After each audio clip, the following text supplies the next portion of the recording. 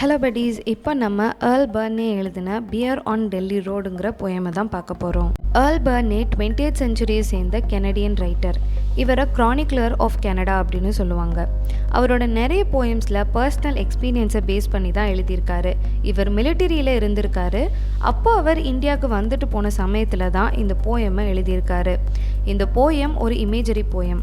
அதாவது இந்த போயமை படிக்க படிக்க நமக்கு விஷுவலாக ஒரு இமேஜ் கிரியேட் ஆகும். இந்த போயமில் ஒரு ஹிமாலயன் பியரை 2 பேர் கட்டி இழுத்துட்டு வராங்க.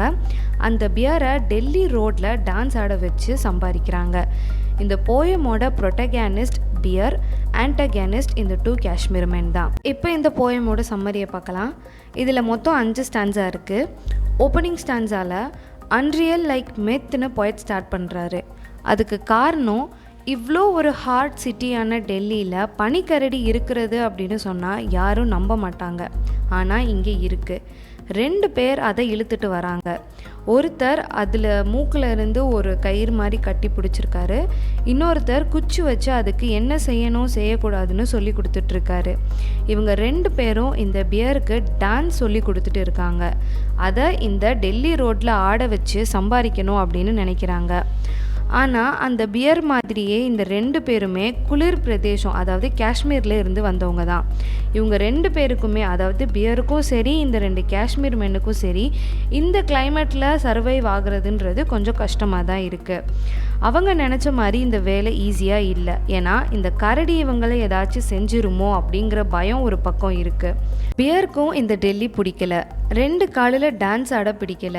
அதுக்கும் எப்போடா நம்ம ஹிமாலயாஸ்க்கு போய் பெரிஸ் சாப்பிடுவோம், 4 காலில் எப்போ இருப்போம் அப்படின்னு இருக்குது. சரி, இந்த போயமில் என்னென்ன தீம் யூஸ் பண்ணியிருக்காங்கன்னு பார்ப்போம். மேன் விசஸ் நேச்சர் கெனடியன் லிட்ரேச்சரில் ஆப்வியஸாக இருக்கிற ஒரு தீம். இந்த போயமில் பியரும் சரி காஷ்மீர் மென்ஸும் சரி ஜியாகிரபிக்கலாக கோல்டு பிளேஸை சேர்ந்தவங்க. ஆனால் ஹாட் டெல்லியில் இருக்காங்க. ஸோ அவங்களுக்கு சர்வைவல் ஃபஸ்ட்டு கஷ்டமாக இருக்கும். அதே போல் அந்த 2 பேரும் அவங்களோட செல்ஃபிஷ்னஸ்க்காக தான் அப்பாவி ஜீவனான இந்த பியரை கொடுமைப்படுத்துகிறாங்க. ஒரு வைல்டு அனிமலை பெட் அனிமல் மாதிரி ட்ரீட் பண்ணுறது மட்டும் இல்லாமல், பாவம் அந்த பியருக்கு ஒரு பக்கம் இவங்க டான்ஸ் ஆடுன்னு மென்டலாக கடுப்பேற்றிட்டு இருக்காங்க, இன்னொரு பக்கம் வெயில் தூசின்னு ஃபிசிக்கலாக கடுப்பாகுது.